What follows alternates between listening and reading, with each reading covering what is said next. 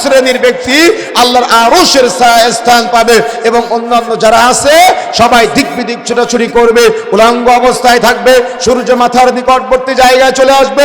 কোনো মানুষ কাঁধ বরাবর, কোনো মানুষ কোমর বরাবর, কোনো মানুষ হাঁটু বরাবর, কোনো মানুষ টাকনো বরাবর ঘামের মধ্যে হাবুডুবু খাবে। এই কঠিন কিয়ামতের মাঠে আপনার সন্তানকে মিজানের নেকির পাল্লা যাতে করে ভারী হয়, পাপের পাল্লা যাতে করে হালকা হয়, এই শিক্ষাটা দিতে হবে যাতে করে আপনার সন্তান কিয়ামতের মাঠে আমলনামা ডান হাতে পায়। তার মানে এই শিক্ষাটা আপনার সন্তানকে দিতে হবে। আপনি বাবা হিসেবে কিয়ামতের মাঠে আপনার সন্তান যাতে করে পুলসিরাত দ্রুত পার হয়ে যেতে পারে, বাবা হিসেবে সন্তানকে শিক্ষা দেওয়া আপনার নৈতিক দায়িত্ব। আপনার সন্তানকে শিক্ষা দিতে হবে কিয়ামতের মাঠে আপনার সন্তান যেন অপমানিত না হয়, যেন রায়্যান নামক দরজা দিয়ে জান্নাতে প্রবেশ করতে পারে।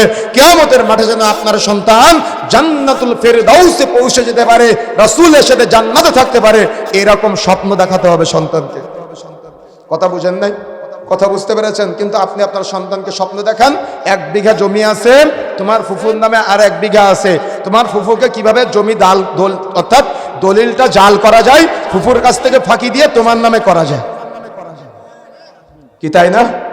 অন্যের জমির আইল কেটে কিভাবে ছোট করে করে করে করে নিজের জমি বড় করা যায়, কখন কর্মঘণ্টা ফাঁকি দেওয়া যায়। সকাল 8টায় অফিসে যাওয়ার কথা, 8:30টায় অফিসে যায়, 5টায় বের হওয়ার কথা, 4:30টায় বের হয়ে আসে। মুদিখানার দোকানদারি করেন, আপনি আপনার ছেলেকে শিখাইছেন যে এই চিনিতে 10 গ্রাম কম দিতে হয়, ডাউলে 1 কেজিতে 100 গ্রাম 50 গ্রাম কম দিতে হয়।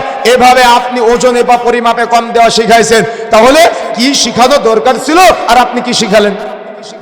কেন?